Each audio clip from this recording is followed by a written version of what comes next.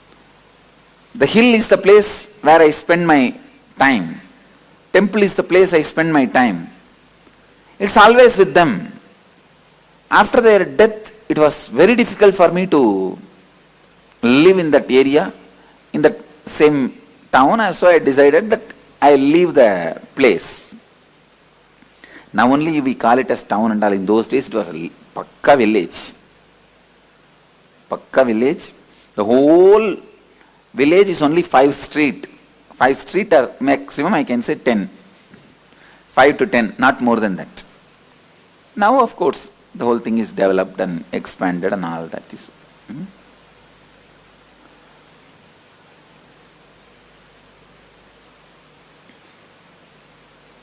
I could not live in Tiruvannamalai, so I decided to leave the house. I had the darshan of Ramakrishna suddenly, so I decided to go to Ramakrishna Mission and sannyasi. But I know very clearly I am not going to stay in their organization. I may go and receive sannyas and continue my yatra. That was my decision, my thinking, hope. So one day, it was a Sunday, Saturday night, Sunday morning, I saw very vividly Ramakrishna and Sharada Devi appearing, and they appeared and I asked Ramakrishna, please initiate me. And he smiled and said, showing Sharada Devi, she is the specialist in all this. And I told Sharada Devi, you initiate me. Then I saw very clearly she put her hand on my head and both of them entered into my body and disappeared.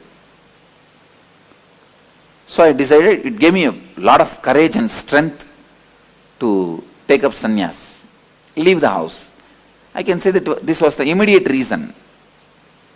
So I decided I am going to leave the house.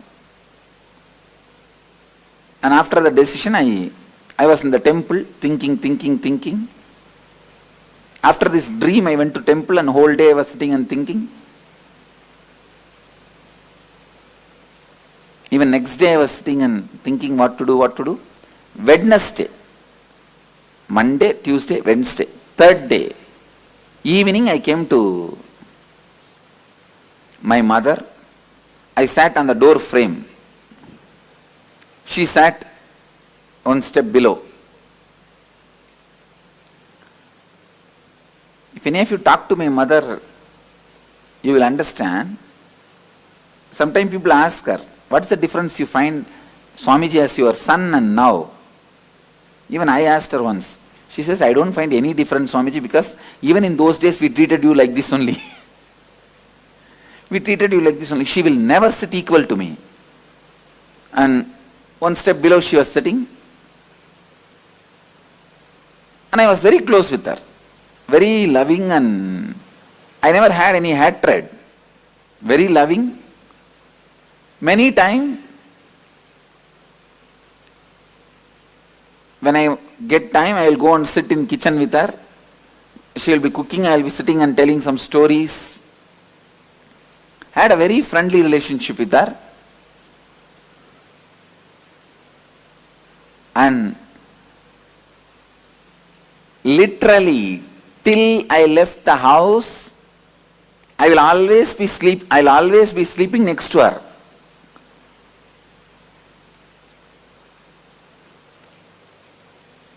I think if you are from the Western culture, it will be shocking, you will not be able to understand. In Indian tradition, we don't have even the idea of the child abuse. So always, as kids,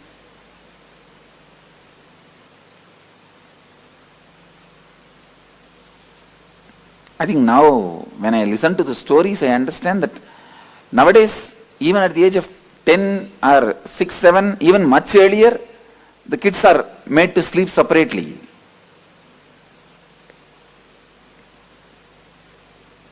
Till I left the house, I will always be sleeping next to her only, holding her. And another one thing, after my enlightenment, from the age of 12, I started this pattern of bedwetting. 10 years I was bedwetting. Later on I found out what was the reason. Kids will have bedwetting, you have heard. But when I was a child, it did not happen. At the age of 12, it started.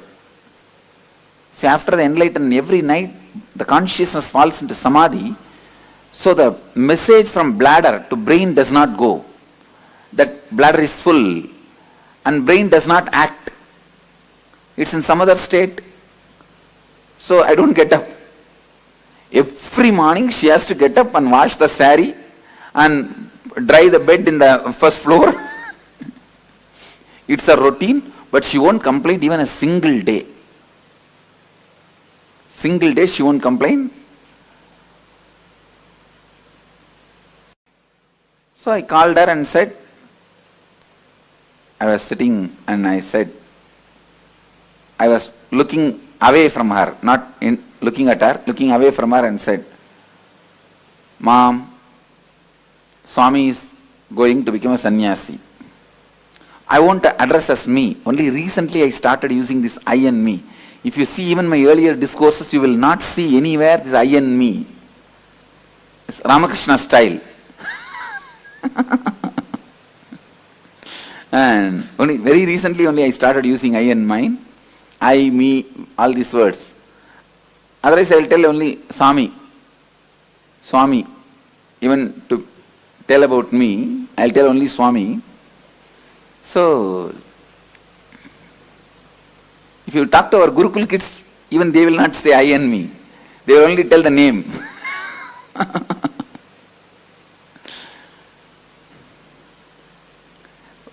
Because I am talking to people, otherwise people get confused. If I go on telling the story, Swami told, Swami did, Swami this, then finally they ask which Swami. They end up in confusion. That is why I have started using the word normally. Anyhow, I told her, in Tamil I said, Swami sannyasam போறதுன்னு முடிவு பண்ணிருச்சு. I told her that Swami has decided to go as a sannyasi. And I am looking away from her. And I don't have the courage to look at her because I am emotionally very attached with her. Very attached to her. So, I can't handle. So I was looking, my eyes were away.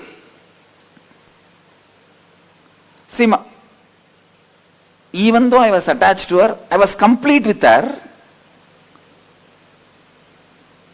And I was complete with me. So it did not stop me going towards sannyas. But I had a very good relationship with her. I don't know how you guys will understand. Attachment does not mean like the attachment you guys carry, that I will not be able to go for sannyas. It was not against my need or will for going to sannyas. But I cannot see her cry, see her suffer. So I was keeping my eyes away, looking away from her. I did not get any response from her. No words. After a few minutes, as usual, what women will do? Oh! And I am getting that slowly, that sound of she crying. Even then, I did not turn my eyes towards her. And I said, what do you mean? You mean to say I should not go? She said, no, I can't stop you. I am not able to handle, so I am crying. She said such beautifully, I can't stop you. In Tamil she said, சாமி என்னால் நிறுத்த முடியாது, என்னால் handle பண்ண முடியல, அழறேன். எனக்கு தாங்கல, அழறேன். Then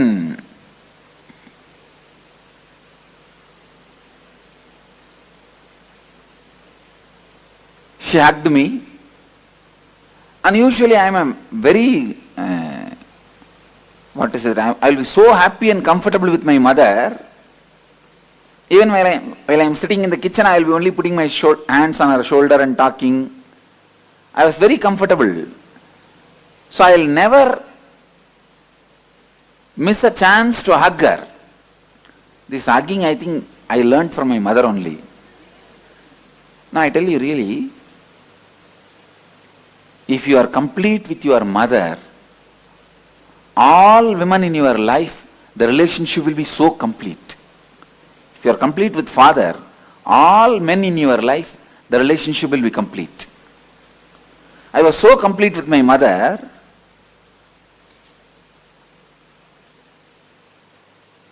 but when she hugged me, I did not even hug her back, and before she could be complete with that hug, I moved my body. She understood, I don't want her to hug me now. She understood, I'm moving out. She just took her hands off and she moved, and she was wiping the ears and crying. Immediately my father came from behind and said, my father was actually shouting at my mother, did you disturb Swami in some way? Why is Swami suddenly telling he is leaving the house? We are after all taking care of him nicely. And he has no courage to talk to me directly. I turned back. I asked him, now to whom are you talking? He just kept quiet. No, I did not tell anything. And he went away. And then the drama started. Of course, when I pushed her away, in the half hug, I could see very clearly part of my bio-memory was incomplete. Please understand? Part of me was incomplete. See, if she fought with me, I would not have had incompletion. You are fighting with me? Come on, I will fight with you. Over. She never fought with me. So I could have allowed her to hug me. Means I could have done little more care, with a little more sensitivity, with a little more love. Because she's not asking me, don't go. You understand? She's not telling, don't go for sannyas. But I was afraid, if I give her the love or attention or care, I may not go. I may not be able to go. So I can say that it was more, the incompletion was created with her, more because of my self-doubt about me. Then finally, next day morning, I can see the whole village is in front of my house. It's a very tight-knit community, small village, tight-knit community. I can say it's one large family, that's all. The whole village. At least that whole area. I've seen in those days, in every house in the puja room, there will be one old man's photo. I asked my grandmother, who is this Swami? She said, no, he is your grandfather. I asked, then why his photo is in every house? She said, for all the house, he is the grandfather.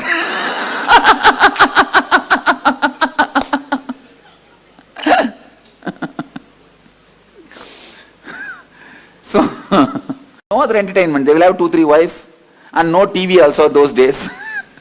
This is the only entertainment. Each house will have half a dozen to dozen. Zamindar means landlords. And I have seen the original house was 80,000 square feet. But when I was born and a lot was sold. They will part by part they sold. But the original house print, I saw in the town plan, still one small bit is there as it is. I am trying to buy, these fellows are not giving me, just to make like a memorial, one bit same construction is there as it is, the stone construction and the teak wood. Any of you have seen that kind of houses? Soon you will see in Biddi, we are going to do 4-5. It's a typical old style house. It's a tight-knit family, the whole family is there. Usually if somebody dies, their body will be kept in the hall, the sofa, and the whole family will gather. See, this family is such that every month somebody will be attending age, some engagement, some marriage, some death. Every once in 2-3 months there will be some festival, some program, some function. It will be continuously going on. That day when I woke up, I saw so much of crowd. I thought, who died? Because there's no other function. I asked my mother, what happened? Anybody died? All of them have gathered? All the relatives are there? She told me, no, they all came to see you only. I said, I am alive. Then she said, no, because you said you are going to become a sannyasi, they all came to see you. And literally, like a dead body, I was made to sit on the sofa in the center of this room, hall. It's called Nadu Kottadi. They call it Nadu Kottadi. And in the center I am sitting. All the group, the whole group is sitting all around. And some who doesn't have courage, they talk among themselves. Some who has a courage try to confront me. One by one comes. And first comes my father's elder brother's wife, Periyamma, means aunt. She comes. What will happen to our family prestige if you become a sannyasi? And the funny thing is, night I told my mother, by early morning the whole village knows. Before I wake up, the whole village is there. There are nearby relatives. In those days, cell phone was not that common also. All the other villages also information is gone. They are all on the way. And you need to know, 2 families sat and already saw a girl for me. Usually in this tight-knit families, if a boy is born, immediately they will tie a girl. The mama ponnu, atta ponnu, edavadhu onnu tie panni vechiruvaanga. So they already decided. They are seeing the time, right, muhurtam. And all of them have to sit and convince me. And I am a 17.5-year-old boy. And they will finish the marriage so that I cannot run away and become a sannyasi. And so all this is going on. And she comes. See what will happen to the prestige, family prestige. And I cannot live. If you run away like this and all, whole village will talk, everyone will talk about us. And now only we are having little prestige and family is all settling down. She has 2 daughters. And who will marry my 2 daughters if you run away and become a sannyasi? After all, they are my cousin sisters only. If you run away and become sannyasi, nobody will marry my daughters. I will hang with the sari on the fan. She told in Tamil, Shalai katti fan la thongiruven appadinu. I will hang myself in the sari on the fan. I slowly looked at her and said, she used to be very heavy. And I said, for your weight, the sari will tear, fan will break. You better use the rope on the uttaram. Uttaram is the beam. You use the rope and hang yourself in the uttaram. Surely you will die. That's it. And immediately she got angry. What? You are asking me to die? You are asking me to die? Get out of our house. Get out of our house. That's what I told you. I am going.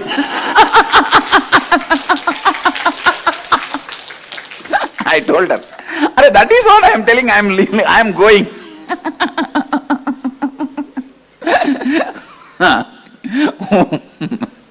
Then comes the next guy. If you are from South India, you can literally enjoy the whole scene. You can visualize the whole scene and see. These fellows are so bothered about what others will talk about us. The whole life goes with that only. And then comes my uncle, means my father's sister's husband. Mama, my uncle, he comes. We are all living in the house and living a spiritual life. Are we all not living a spiritual life? Why don't you do that?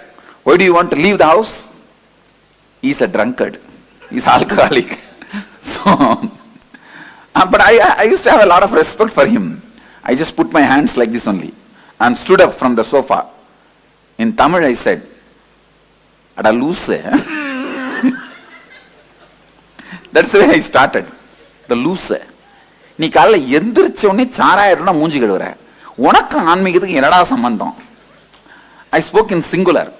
I used to be very respectful, but that day all my kundalini was up and alive. And I said, hey, fool. Loose is fool is not right word. You understand as loose itself. Loose.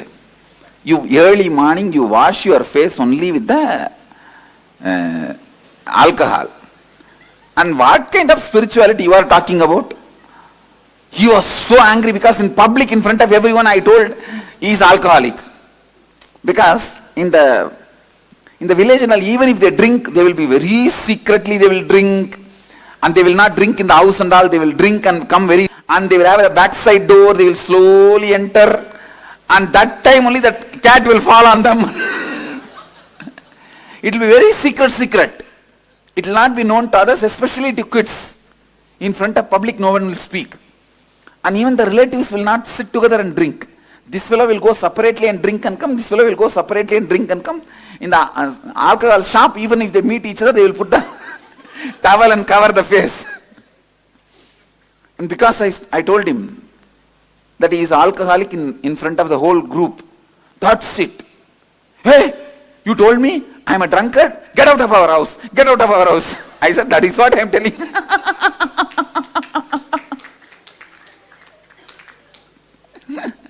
And second wicket over. So like this, few more wickets came. So once I finished everything, now everyone understands if you go there, all your respect, manam, maryada, ellam poirum. They understood. I am not going to bother about anybody. The way I was answering or talking, they all are very clear that now nothing can be done. They all kept quiet. And then some more relatives, whoever need to come. 3 days, the whole house was full of these relatives. Some trying to convince me. Some from distance itself they will talk. And the way I answered, they got so frightened. Actually, my uncle's daughter only they were planning. This same guy only I said, you are a drunkard. That's it. Now I means I will not give my daughter to you. Who asked? I never asked. You planned. What can I do? And then they were planning these, that, and they tried to call my college friends and whether they will be able to give any advice to me. And nothing worked out. Finally, third day, Wednesday I told them, and Thursday, Friday. And of course, even Saturday I was there. Saturday I did not stay in the house, I went out. Sunday I left the house, that's all. Next Sunday I left the house. After that, there was no contact between me and them. They heard once I am in Ramakrishna Mutt, and when they came, I just saw them from distance and went away. That's all. And anyhow, I left the house and traveled and had different experiences, saw the different monks and sannyasis, everything, and had my realization, my life mission, everything. And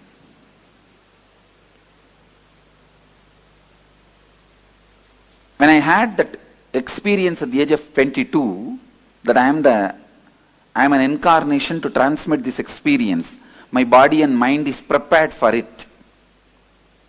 After that experience, it took 9 months for me to settle down normally. If I move the right hand, left hand will not move.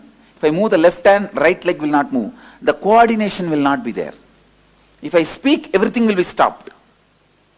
That's the way body was functioning. To settle down and become normal, it took 9 months. So when I settled into the body and became normal, the first thing I felt is I have to complete that biomemory which was left in me as incomplete. So I went back to Tiruvannamalai. Actually, that time I was staying in a place called Kanchipuram, near Kanchipuram, a place called Perukkaranai. And there they take stones for making deities. So there are artificial caves where they removed the stones, quarried the stones. I was staying in one of those caves. Then when I decided, I wanted to complete with her. When I felt I should complete with her, immediately I went back to Tiruvannamalai. I went to the house where they were staying. There I saw nobody is there. And somebody else is having shops. When I went there and asked, I wanted to see Arunachalam and Loganai, my father and mother's name. They said, no, they are not here. They went away. I asked, it is their own house? They said, no. 8 years before they sold this house. They went away. I asked them, where are they? Do you know the address? They said, we don't know where they are. We don't even know whether they are in Tiruvannamalai. We don't have any idea. When I was inquiring, they thought that I am coming there for food, because my mother had a wonderful habit, which is from my grandfather. Every day, she will go and find some sadhus and get them and give them food. My grandmother also had this pattern. Every day, she will go and find some sadhus from the temple and get them, give them food, only then she will eat. My father's mother and mother's father, both of them had this habit. So sadhus will come regularly to have food. So these guys thought I came for food. So they said, we will give you food. I said, no, I just wanted to meet them, that's why I came. So I do not know now where they are. I went to temple and sat there. It's already maybe around night 8 o'clock. I thought in the temple at least some of the friends or relatives will come. I'll see them or they will see me, then I'll ask them. When I was sitting in the temple, first time after 9 months, I felt the hunger. Because I settled into the body. That was the exact day I settled into the body. It was Deepavali day. And I settled into the body. And I think next day to Deepavali, Amavasya, I went to Tiruvannamalai. First time then I thought, what is this? In the stomach something is going on. Then I realized, oh God, it's hunger. Because the 9 months, hunger, thirst, everything disappeared from the body. All human activities have disappeared from the body. No one too. Means when nothing goes inside, how anything can come out. And even if we eat little bit, I think whether it's completely gets assimilated, I don't know.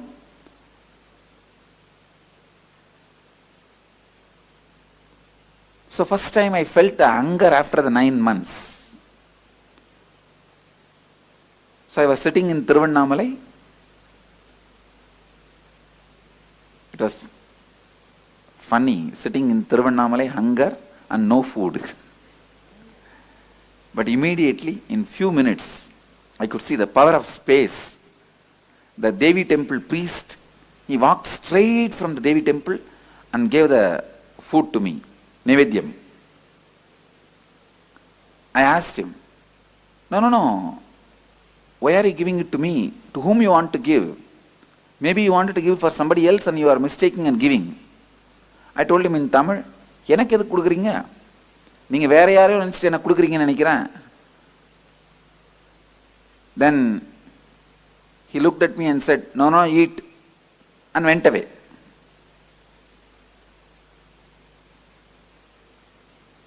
After I ate and washed the hands and I was sitting, from distance I saw one young man, saw me and started running. Then I know it's my classmate. From distance I recognized. He also recognized me. He thought if he comes near me, I'll run away. So he wants to inform my parents first. He ran and told my mother and father.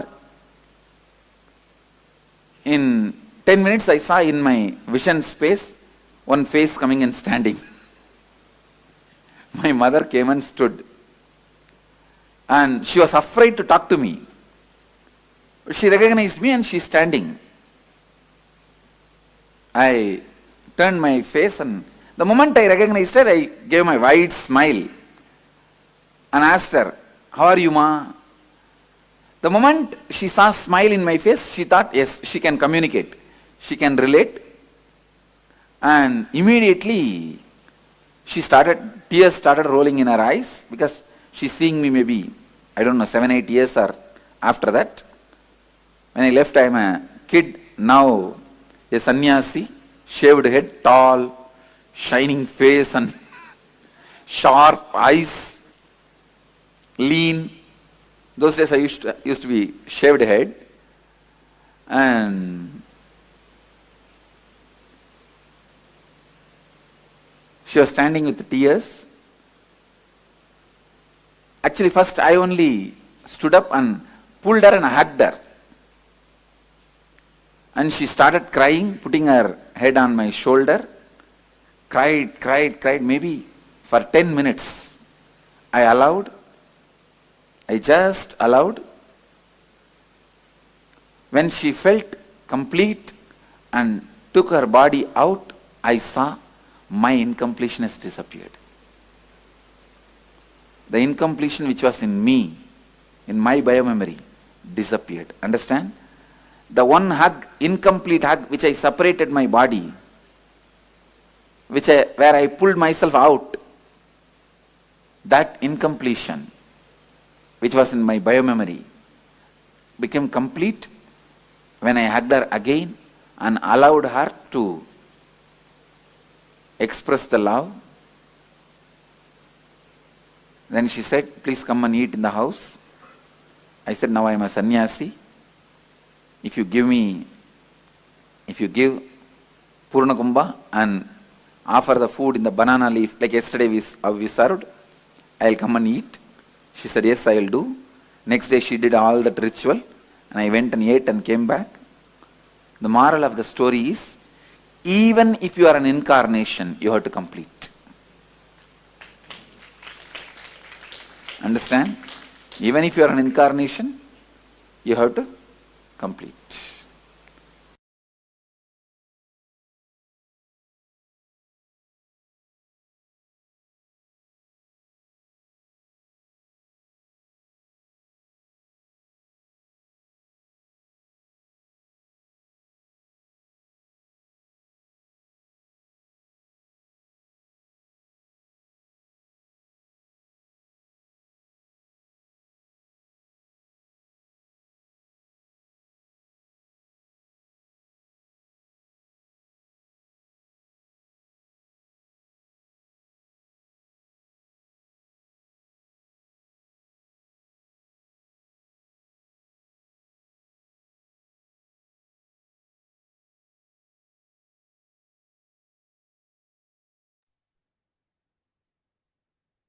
Yes, what a beautiful story from the life of the Supreme Pontiff of Hinduism himself, giving us the context of the completion with the mother from his own life. Understand, if you are complete with your mother, you complete with all women in your life. The Supreme Pontiff of Hinduism. Let's now enter into this very powerful process the Supreme Pontiff of Hinduism shares further on his biological mother. I'll give you one simple example in my own life. My gurus would insist on me taking neem juice every day. I still remember once my guru, Raghupati Yogi, Yogananda Puri, did not let me eat almost for 5-6 days as a spiritual practice. Maybe it was the 6th day, he did not give me food, and whenever he says I should not eat, my mother would also not give me food. My mother and he was such a wonderful nexus. I should say, my mother is such a sweet, compassionate person, but so dedicated to my enlightenment and the process my gurus were doing for me. Yes, what a wonderful enlightenment ecosystem where this kind of pampering from the mother is replaced by the true love which sees what is exactly needed for the development of the child. Let us now enter into a 7-step completion with the mother. This is going to be an intense process, requesting everyone to have some water ready so you can stay hydrated for this process. Make sure you have your pen and paper and settle down. Requesting everyone not to leave the Nithyananda Sabha during this exercise. Be focused and sincere. This is one of the most powerful completion techniques. Now, as you settle down, describe the relationship you have with your mother. Go back in life and describe all the incidents when you started judging, having incompletions with her.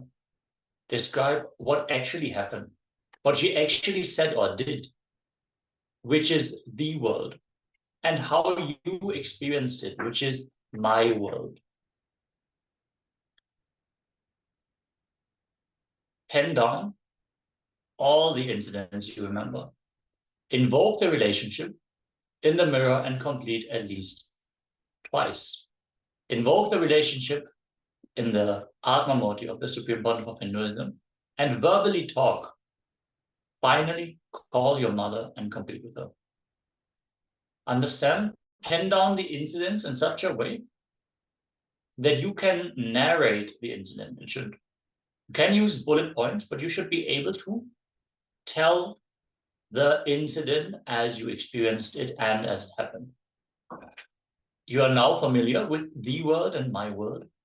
So let us enter into this powerful process. Let us first enter into the first part, where we are penning down all the memories we have. First, starting off with the first incident, where we started judging our mother. Can be based on any experience that we had with her, including other people. Make sure you pen down all the people who are present in that incident.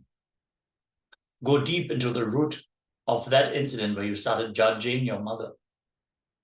Let us enter into this very powerful process now. If you have any doubts or questions, please let us know in the chat, be it on YouTube, on Facebook, or here in the Zoom room. Please let us know so we can attend to it immediately, clear up any doubts, and enable you to do this very, very powerful mother completion.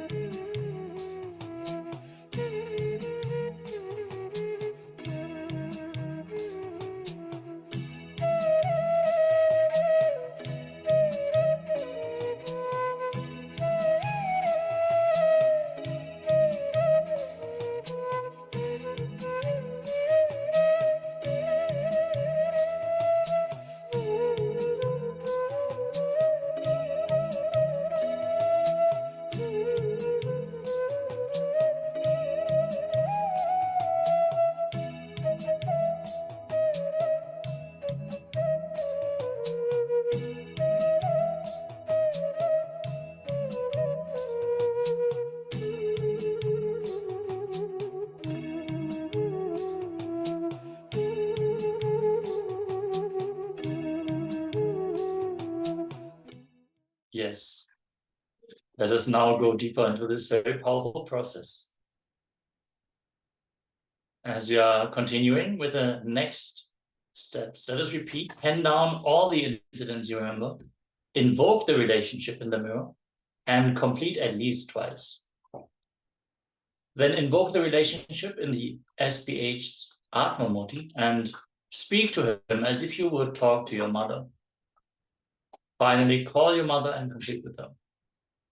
Understand, when you call your mother, you want to make sure that she understands that you are doing an intense process, a completion process, and that your goal is to clear up any blockages in your relationship. You want to create a new start from this moment and live in peace and harmony with her. You want the completion with her. So whenever you read out the incidents that you have written down, you want to make sure that she understands that you're not making her responsible for all these incidents. You want to clearly tell that you had a misconception about these incidents and that this has shaped the way you made decisions in your life. And now you are revisiting these incidents to complete your side of the story and relieve her of the judgment that you had against her. You want to be very careful in the way you speak. So really use your time with the mirror and speak to Swamiji before you call your mother. Yes, let us enter into this very powerful step of this process.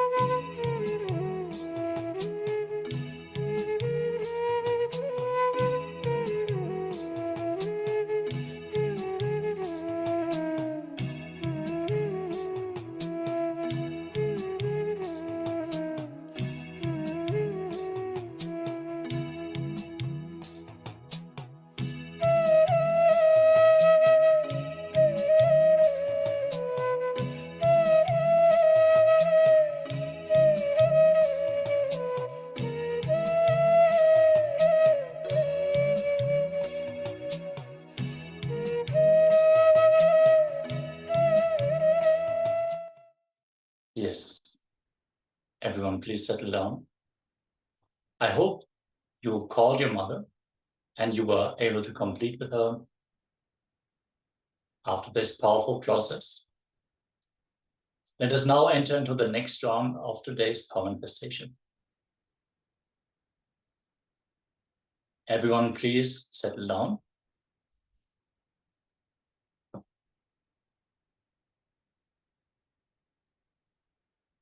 Yes.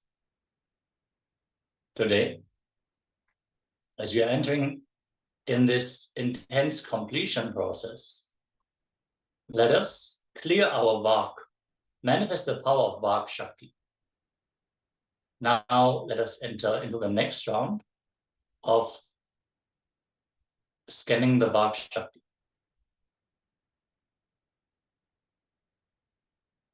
In this round, we're going to scan our own Vak and see all the diluted promises we have given specifically to our family members. See, completion is on so many levels. For the Vak, specifically our integrity is most important, where we give our word and we don't follow the word that we're given. We don't fulfill it. So let us now, in this round, scan all the diluted promises we have specifically given to our family members.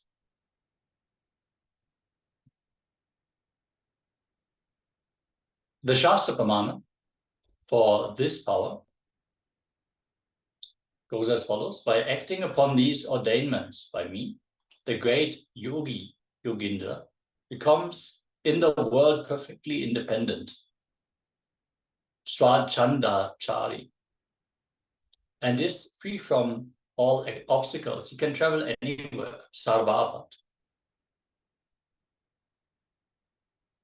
Now bring awareness in between your eyebrows. Connect with Swamiji and start chanting the Mahavakya as you scan your throat center for all the unfulfilled promises you have given to your family members and write them down.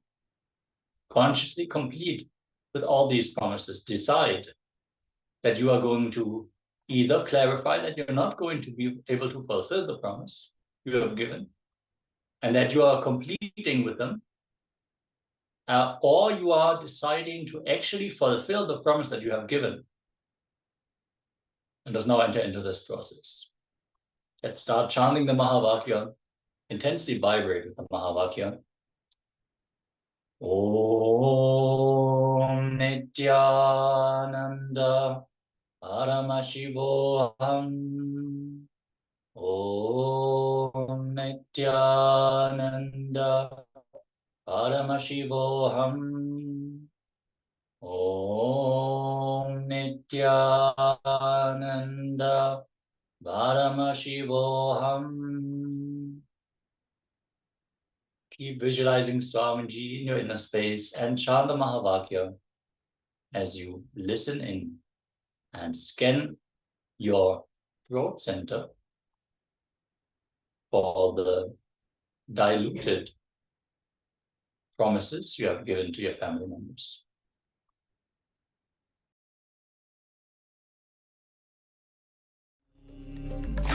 Om Nithyananda Paramashivoham.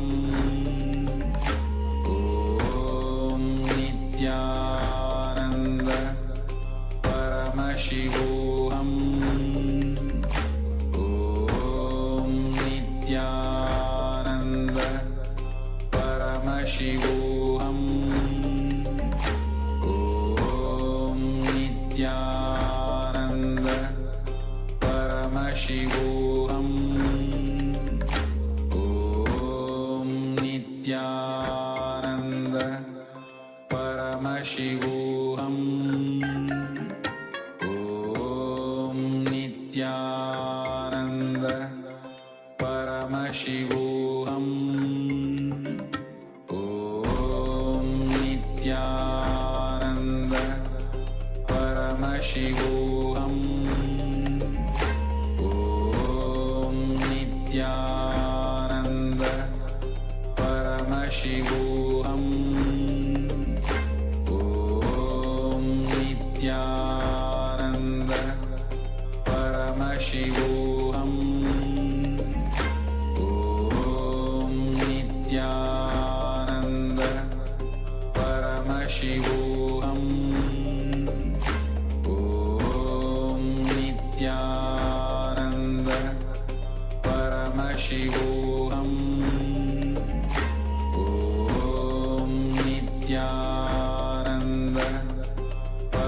Paramashivoham.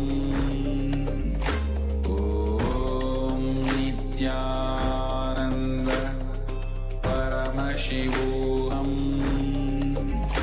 Om Nithyananda. Paramashivoham. Om Nithyananda. Paramashivoham. Om Nithyananda. Paramashivoham. Om Nithyananda. Paramashivoham. Om Nithyananda. Paramashivoham. Om Nithyananda. Paramashivoham. Om Nithyananda. Paramashivoham. Om Nithyananda. Paramashivoham. Om Nithyananda. Paramashivoham. Om Nithyananda. Paramashivoham. Om Nithyananda. Paramashivoham. Om Nithyananda. Paramashivoham. Om Nithyananda. Paramashivoham. Om Nithyananda. Paramashivoham. Om Nithyananda. Paramashivoham. Yes, please settle down.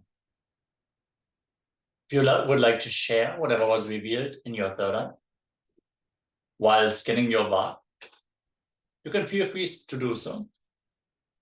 But I'm requesting to reach out to your family members and do the completion. Fulfill the promises that you have given or complete with them. You can do so throughout the day at any given time after the session. As we are now getting ready for the next Jnana segment with the Supreme Pontiff of Hinduism, we are going to learn about the powerful cognition, understanding that everything we experience in life is an expression of ourselves. Let us now enter into this very powerful session with the Supreme Pontiff of Hinduism himself.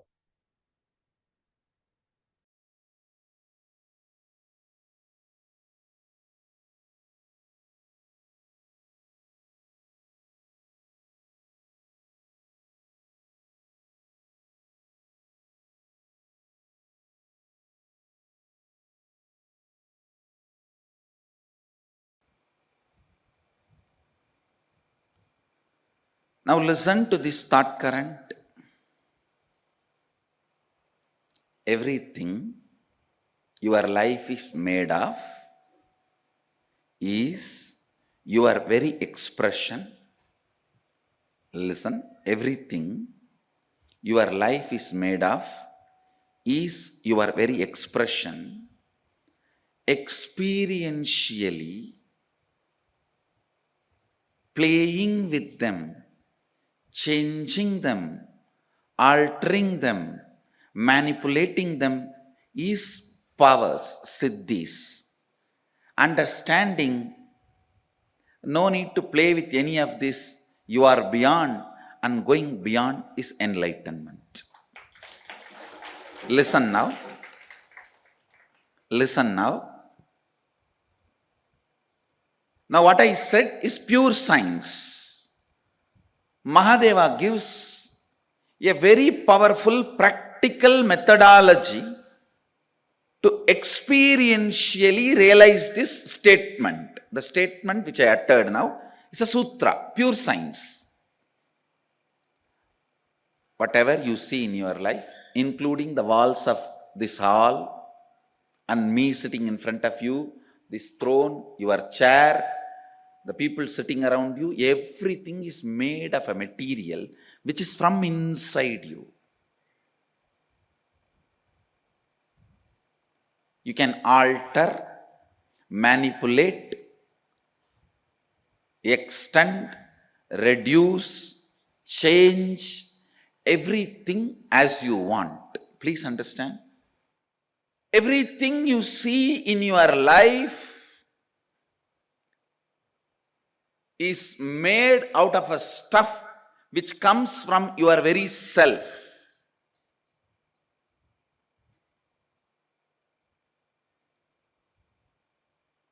The wax, the material in which your waking state is made and your dream state is made,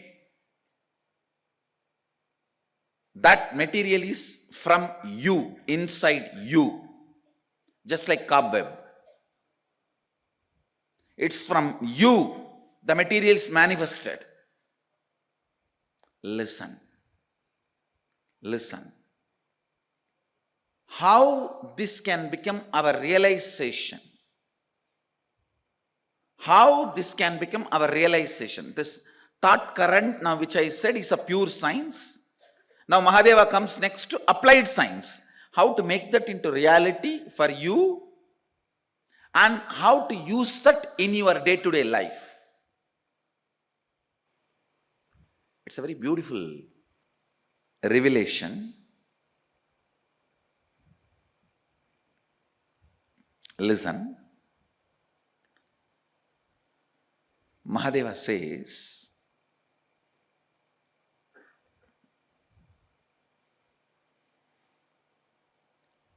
early morning,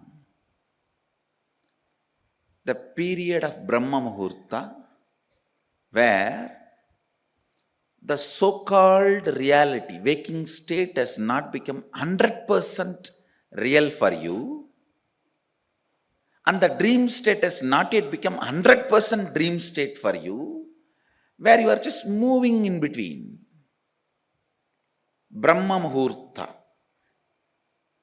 morning 4:30 to 6, where your inner space, some moments is in waking state, some moments in the dream state. Make use of that time to infuse some ideas into your system. Listen. For example, you are feeling life around you and inside you is very poor. You are not having enough resources. You want wealth. Try to play early morning, that 4:30 to 6, infusing yourself with the idea, let me manifest wealth. Your visualization should be more towards wealth, not towards moving away from poverty. Please understand. If you say, let me move out of poverty, you will be all the time visualizing poverty. No. Move towards wealth. Visualizing wealth. The first thing will happen when you consciously play with your Brahma Muhurta consciousness. That is a unique consciousness. That's a unique time and space where you are neither fully awake, nor fully sleeping, nor fully dreaming. You are like a original material out of which you are made is available for alteration, transformation, manipulation. The material out of which you are made is available to yourself at that moment.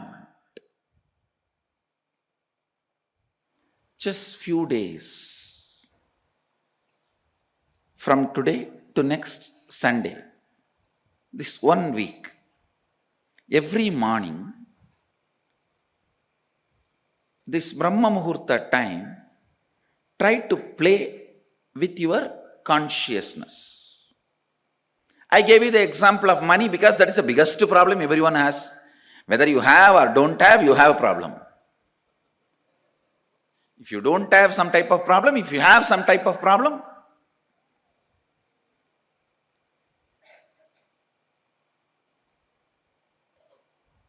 you can work on even your health. You can work on your relationships. You can work on your fulfillment, feeling alone, empty, lonely, on anything you can work. Try to visualize what you want to manifest. It will not take more than 3 or 4 days for you to realize actually you are setting the trend and thought current. You are setting the trend and thought current of what you want to express in that Brahma Muhurta time. Sleeping during that time means wasting your life. Do not entertain. Please listen. Do not entertain the thought currents which are not directly conducive for your life at those moments. Because whatever you entertain during that time will become part of you. Now play with this thought current, this Kundalini thought current.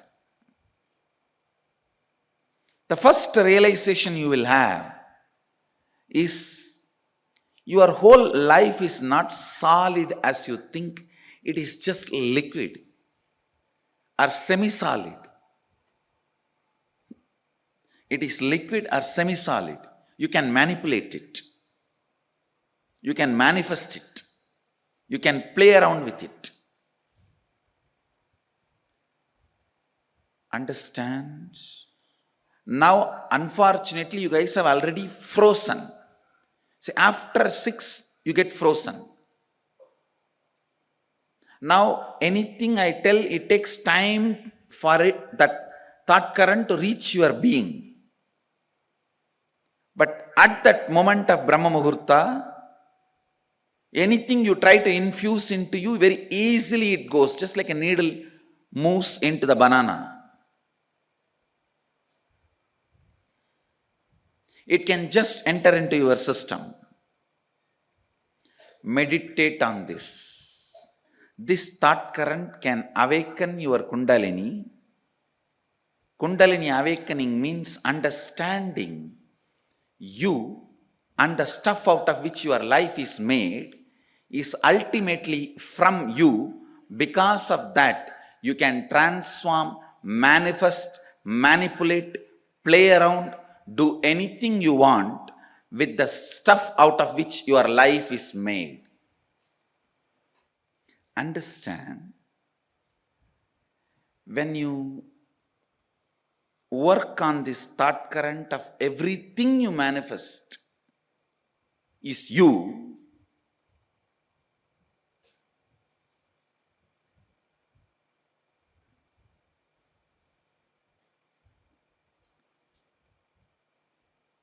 just work on it this week. In 2-3 days itself, you will understand the reality, the truth of this statement. I am not saying believe this statement, what I am uttering. No. It is too much, you can't even believe. You need to work with it. You need to work with this thought current. Next 1 week, every morning, 4:30, you have to get up in that boring, frustrated mood where you curse everyone around you and inside you for waking you up at 4:30. You curse the alarm, you curse the bed, you curse the pillow, you curse the fan, you curse the AC, you curse everyone around you, outside you, inside you, you curse your bathroom, you curse the bucket.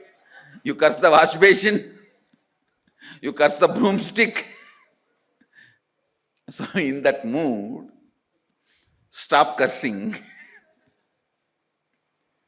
and put this idea, sit and think, contemplate.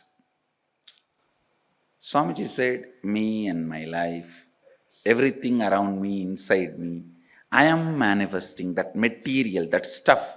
If I see love, if I see anger, if I see frustration, if I see enmity, if I see friendliness, everything I see in my life, I perceive in my life, I experience in my life, all that is manifested from me.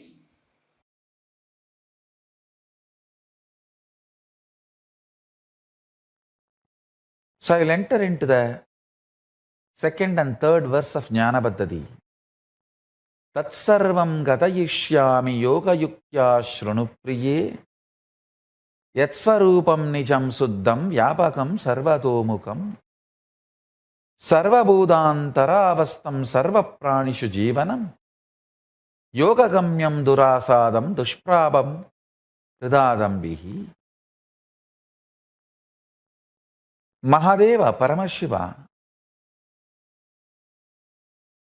is saying in the second verse, Yat Swarupam Nijam Suddham. My state is real and pure. Listen.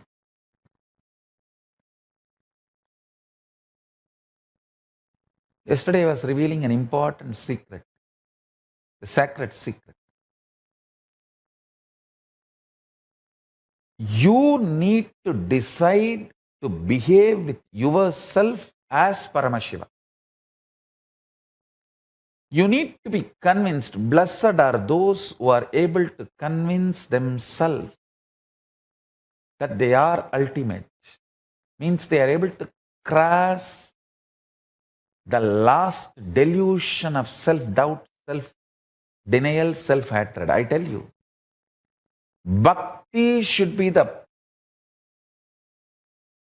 expression of the gratitude and powerfulness of everything you have been given, not from the attitude that you are separate from the source. Understand? I overflow with gratitude and bhakti to my Guru, not because I am separate from him, but because he made me realize he is me. Understand? The right understanding. Listen very carefully. The identity you carry in the waking state, identity you carry in the deep sleep state, identity you carry in the dream state, identity you carry in Turiya state, and identity you experience in Turiyatita state, in all the 25 states of consciousness, each identity is independent. The moment you realize the undercurrent of all these 25 identities, your pure consciousness, which is the source of you and which is Paramashivam, all the 25 heads, 25 identities gets integrated. That is why Paramashiva is always described with the 25 heads.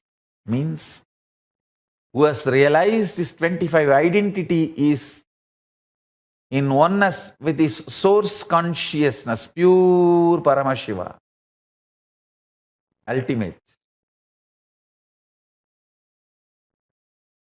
As long as your identities play separate games, without getting integrated to the source, you continue to remain in suffering.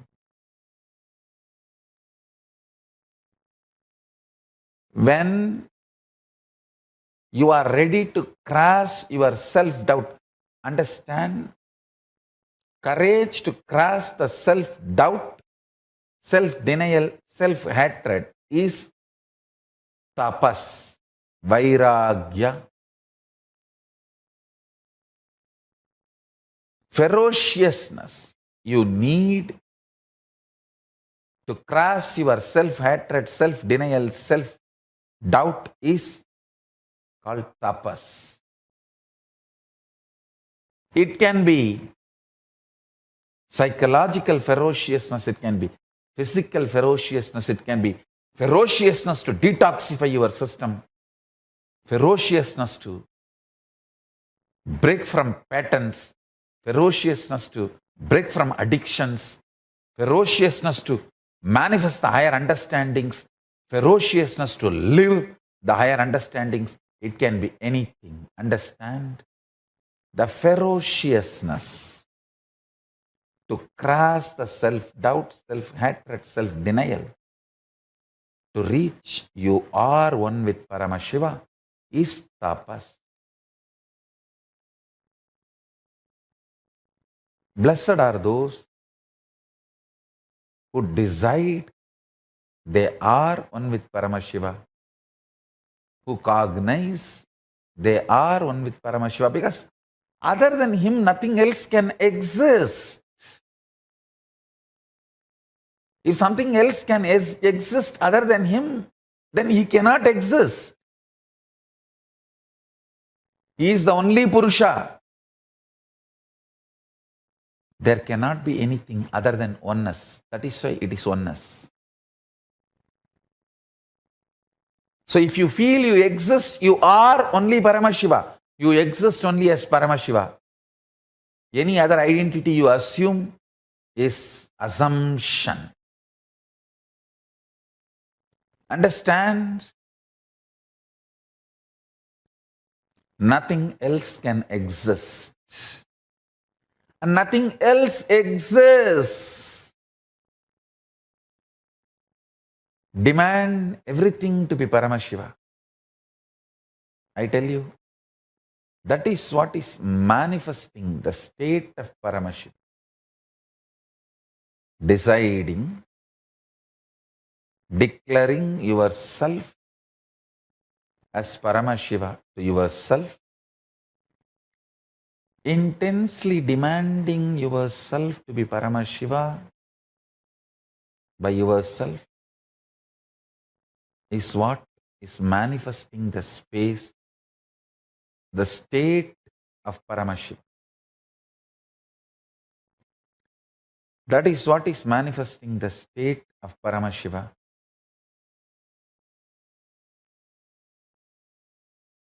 I really want all the Paramashivoham participants to start practicing. Declare yourself as Paramashiva to yourself and demand yourself to be Paramashiva. Talk to yourself as you are Paramashiva. Think yourself as Paramashiva. Behave with yourself as Paramashiva. Start from today. I bless you all to achieve success. From today, behave with yourself as Paramashiva. Start manifesting the state of Paramashiva.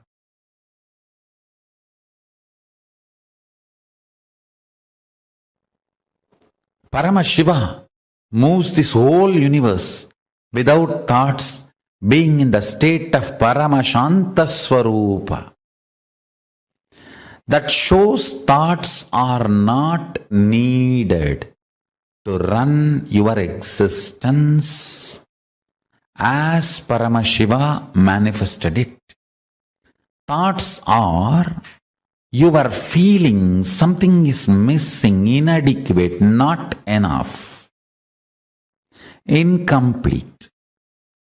That insecurity, suffocation, incompletion, that generates something cranky, worms going in your brain.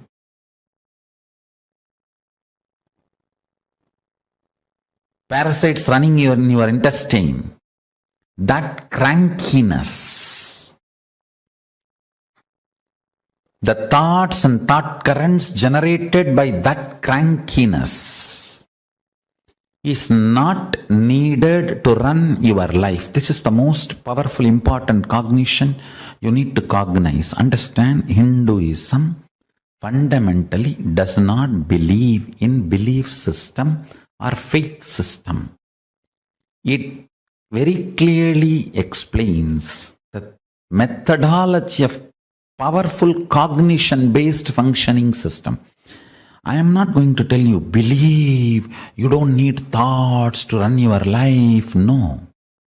I am going to say, Shravana, listen, Manana, internalize, Nithyananda, start living this powerful cognition.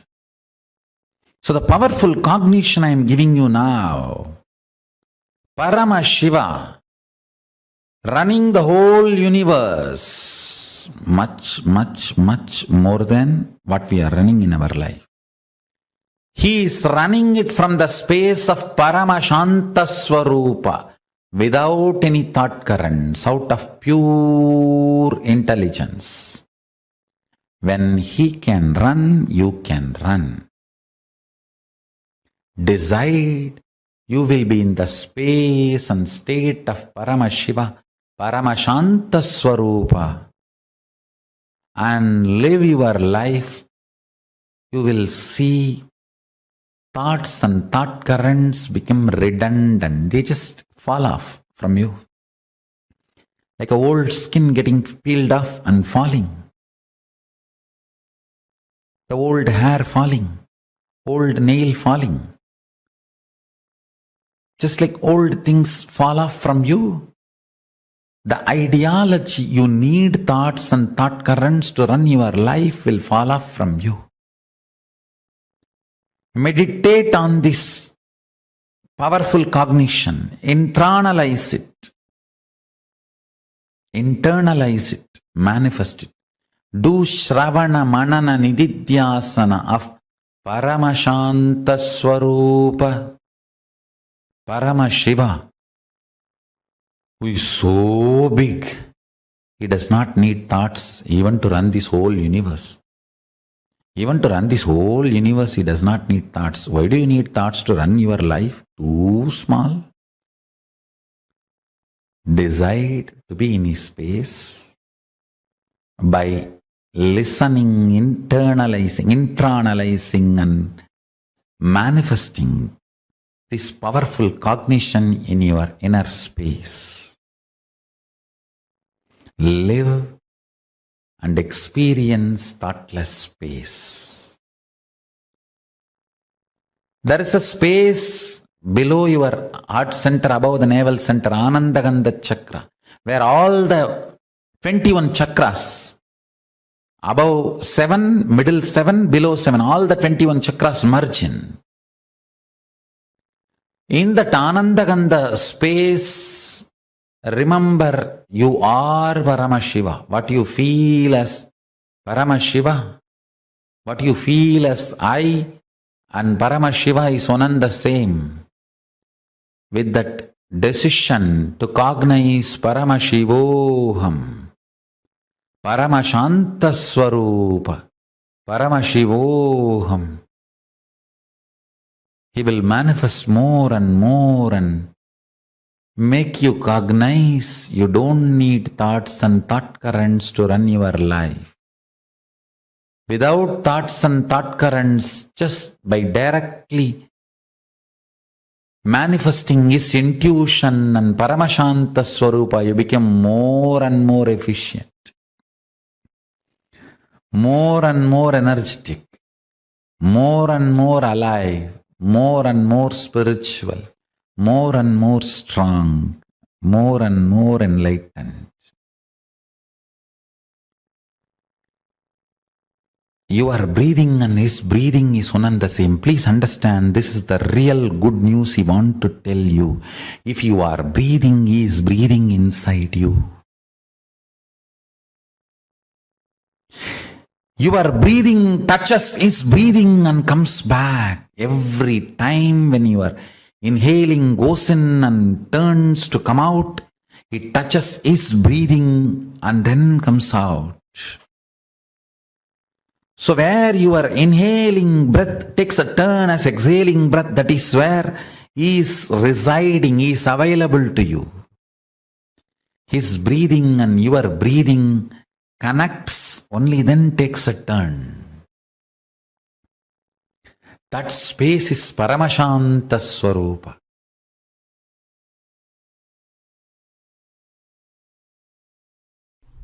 Because of that unfortunate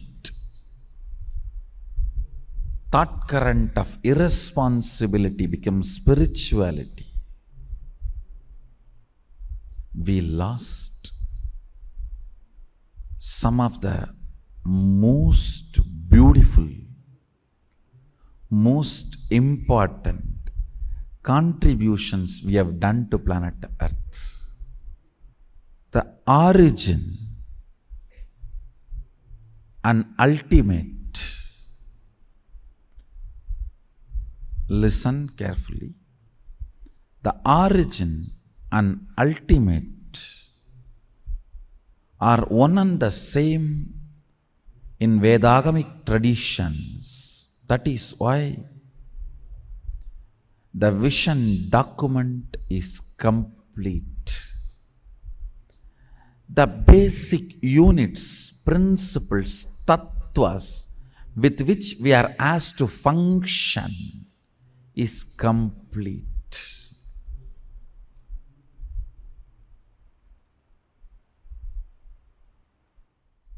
Integrity is a tattva to measure your expression. The depth of integrity, the amount of integrity you cognize about each subject, that will be the expression, spontaneous expression of you. When somebody asks you, why do you pour milk on linga? The first response I gave is, hey, we pour on Sadashiva, not on linga. Because every time I pour, I know I am pouring on Sadashiva. It falls on linga. In Hindu tradition, if you don't find any linga, you can just keep a heap of sand on the floor. Just sit, try to get any stone. If you don't get any stone, just get heap of sand and start worshipping that as a linga. That's the way Sita did in Rameshwaram. One of the most important Jyotirlinga, Ramanatha Swami, is just a heap of sand touched by Sita with the great sacred sentiment, the bhava. O Mahadeva, Sadashiva, Iha Agaccha, Igatishta. The power of bhava of Sita, the beach sand becomes Ramanatha. Understand? We pour on Sadashiva, not on linga. It falls on linga. Because we are so engrossed to whom we are pouring, sometimes we don't bother where it is falling. That is the first. This should have been a first response from any practicing Shaivite.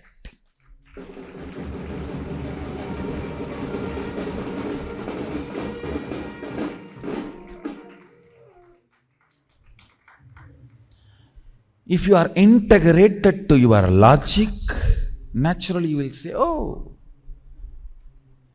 I think it is oiling, massage. So that the stone won't crack. You mean to say it's oil massage therapy? And I do wonder, what kind of a stone absorbs the fat and maybe I don't know about that, so let me not get into that scene. And I do not know much about stone, and I know only about Sadashiva. Let me stop myself. Let me restrict myself to what I know. Understand integrity. Listen carefully, because this is one of the important pain point with many people in the Sangha are suffering. In our Sangha, many people have the pain point with integrity. The moment I utter the word integrity, you only remember morning the integrity officer standing in front of you and waking up. Hey, get up for morning yoga! Listen. Now you need to understand that principle. Integrity is basically the unit with which our expression is measured. See, your source, consciousness, when it starts operating using this body and mind, it always gets integrated to something. Even if you don't want to get up, come to morning yoga, you are highly integrated to Nidra Devi. Means sleep. You are highly integrated to your bed. And you are highly integrated to your tiredness. Understand? Then don't blame. Whole day I am feeling bored and depressed and tired. That is what you are integrated in the early morning. Understand? When the sun rises, to what you are integrated, you will be integrated to that till the sun sets. When the sun sets, to what you are integrated, you will be integrated to that till again sun rises. Understand? It's a basic principle of life. So when sun rises, to what you are integrated matters, because that is the time the commands are given to your body about the whole day which you are supposed to do. The plans are delivered to your system. If your plan is turning this side and pulling the blanket,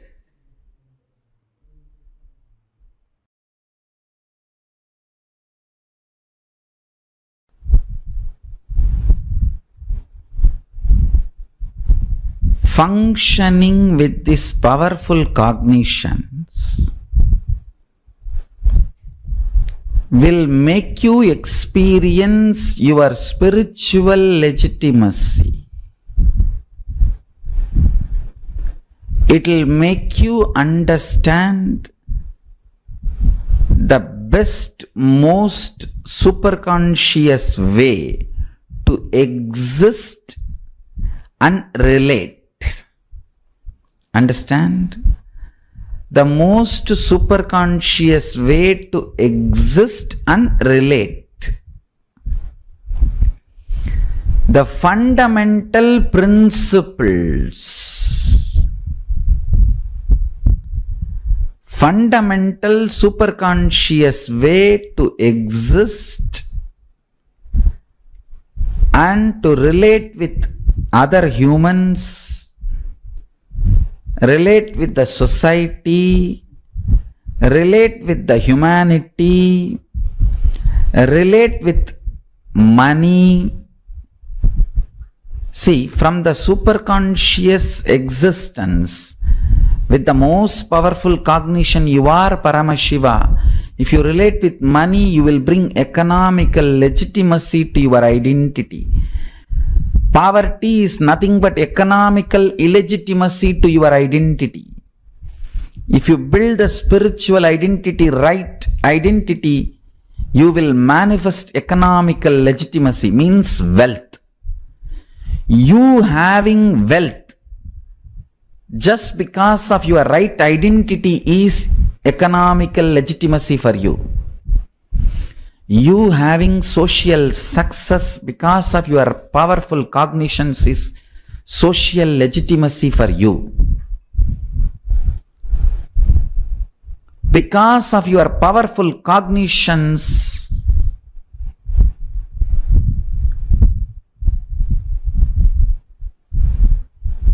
the way you carry yourself is accepted by everyone. The way you live becomes a culture, is cultural legitimacy for you. Bring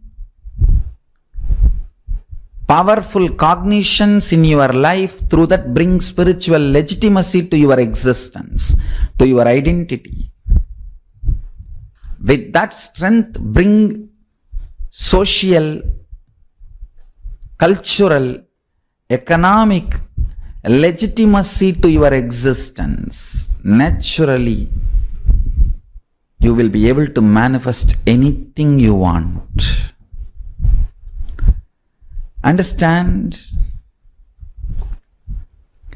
This whole science, manifesting the state, manifesting the space, manifesting the powers, manifesting the being, manifesting the superconsciousness of Paramashiva,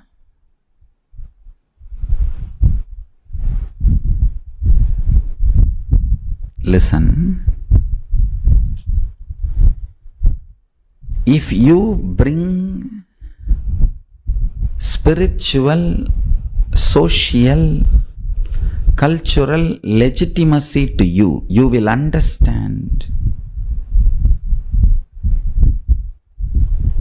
this science of living enlightenment is the complete solution for all the problems individual or society or modern day humanity is facing.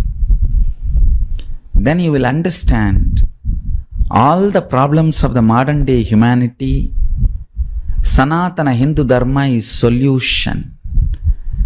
Whether the terrorism or climate change,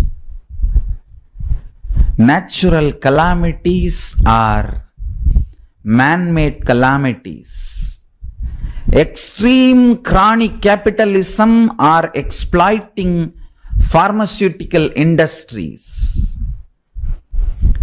enslaving psychiatry field and pseudo-psychiatrists, or cheating philosophies, brainwashing ideologies, for all the problems humanity is facing, the only solution is science of living enlightenment, revealed by Paramashiva from the Vedagamas in the modern day through this body.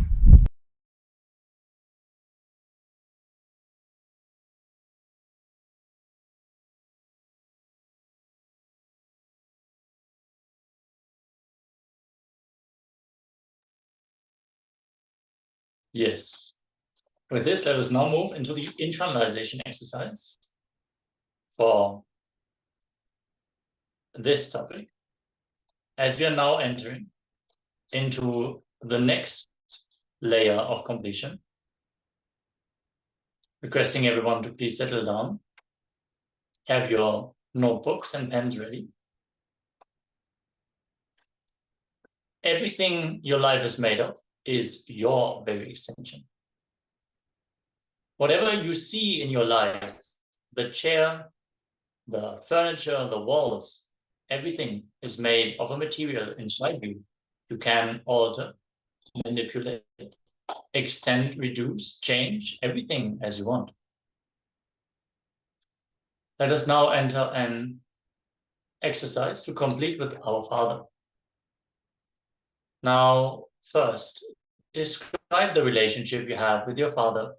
Go back in life and describe all the incidents when you started judging, having incompletions with Him. Describe what actually happened, what He actually said or did, which is the world, and how you experienced the situation, which is my world. Then we are going to go on to the further steps of this exercise. Everyone, please settle down as we are going to dive right into this completion exercise. Requesting everyone to please be seated.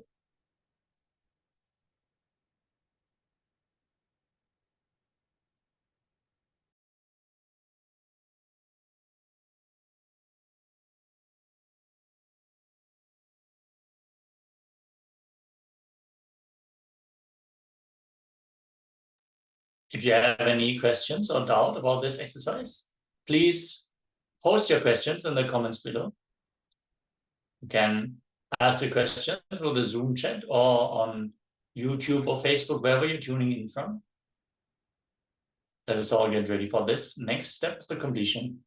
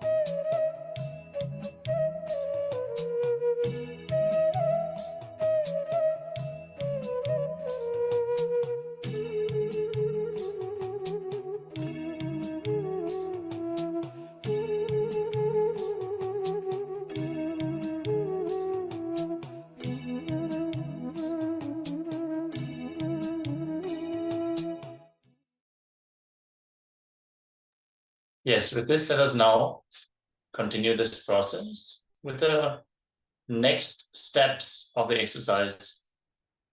Now pen down all the incidents you remember, invoke the relationship in the mirror, and complete at least twice. Invoke the relationship in the Atma modi of the Supreme Pontiff of Hinduism, and verbally talk as if you're talking to your father, invoke your father in the Atmamurti of Swamiji and talk to him.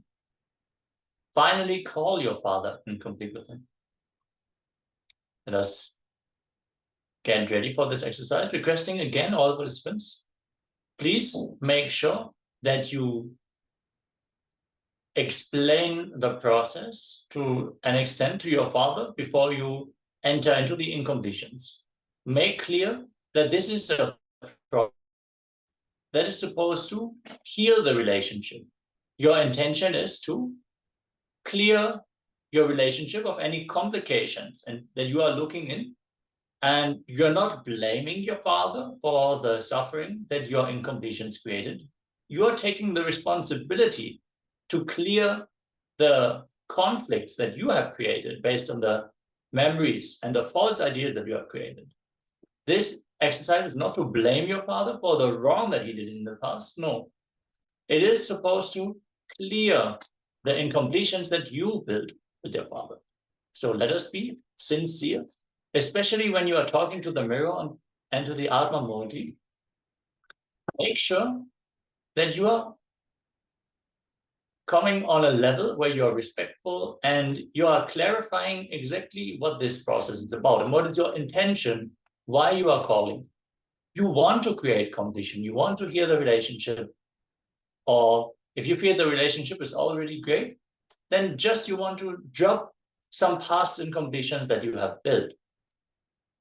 Let us now enter into the next steps. If you, as always, if you have any questions, let us know here in the chat.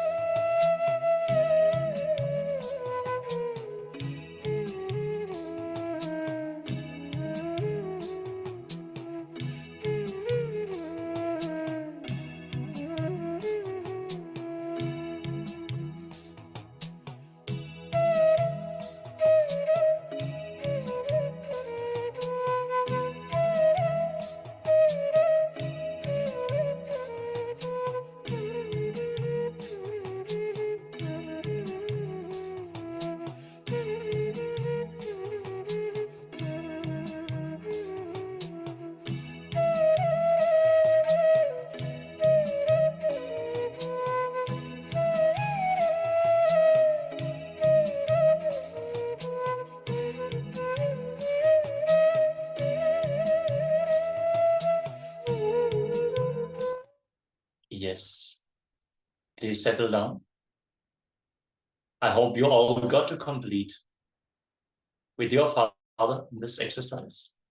If you were not able to reach, you can still complete this exercise after this session. But for now, let us move on to the next round of our power manifestation. As today we are scanning the Vak, the power of speech, which is literally the software that is running our speech. Like any software can be programmed, like an app which can be installed, uninstalled, updated. Like that, you have the software of Vak, which is deciding exactly what your speech is manifesting and how you are relating to the world around you through your speech. Now let us scan our Vak and see who all have given you unfulfilled promises in the past and complete with them. Understand your own words and you fulfilling these words to yourself and others impacts your Vak, but also what you think about other people. If you feel betrayed or cheated, that will change the way you talk to people. It will change the way you address them. It will change even the decisions you make. Or should I really give this person whatever, just because they were exploiting me in the past? Drop these ideas as we are now entering into this power manifestation. Let us sit straight with our head, neck, and spine in a straight line. Join your hands in Namaskara Mudra in front of your heart center. Close your eyes, take a deep breath. Visualize Swamiji in your inner space with a sweet smile as you chant the Mahavakya. Vibrate intensely with the Mahavakya.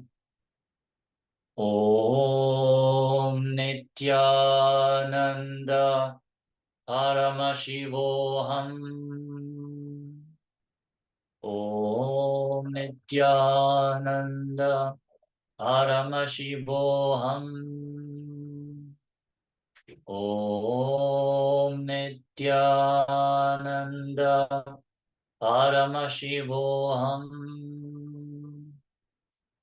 Keep chanting the Mahavakya, and with your third eye, scan your throat center, scan your Vak Shakti as you reveal all the times when others did not fulfill the words they have given to you.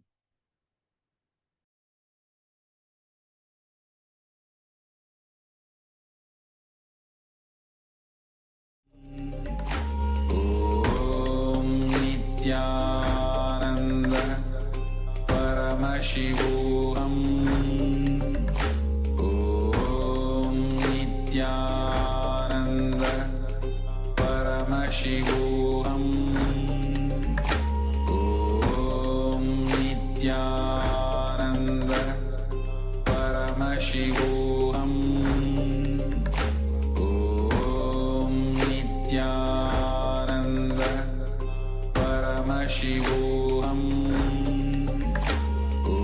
Om Nithyananda Paramashivoham. Om Nithyananda Paramashivoham. Om Nithyananda Paramashivoham.